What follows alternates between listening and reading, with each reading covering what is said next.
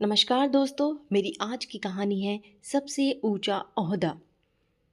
बात उस समय की है जब सम्राट नेपोलियन अपने शिविर में बैठे थे।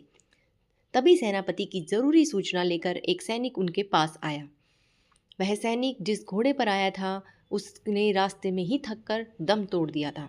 नेपोलियन को जब इस बात का पता चला तो उसने सैनिक को जवाबी पत्र देते हुए कहा, जवान, तुम्हारा तुरंत वापस जाना जरूरी है।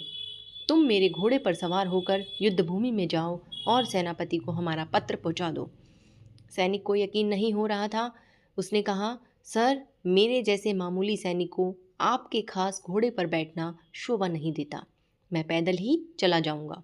नेपोलियन ने कहा, तुम मामूली सैनिक नहीं हो। छोटे से छोटा सैनिक भी कभी मामूली नहीं होता।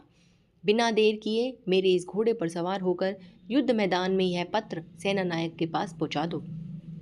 वह भयभीत आंखों से नेपोलियन के उस घोड़े को निहारने लगा जिसके बारे में कई किस्से प्रचलित थे। उस पर सवार होने का उसे साहस ही नहीं हो रहा था।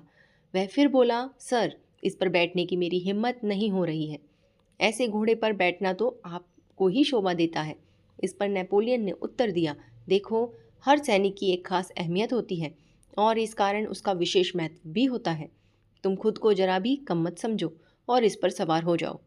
यह कहकर नेपोलियन ने स्वयं ही सहारा देकर सैनिक को घोड़े पर बैठा दिया और उसे रवाना कर दिया। सैनिक नेपोलियन की नेक दिली और महानता से गदगद था। जब वह सेनापति के पास पहुंचा तो उसने पाया कि सेनापति बेकरारी से सम्राट के संदेश का इंतजार कर रहा था।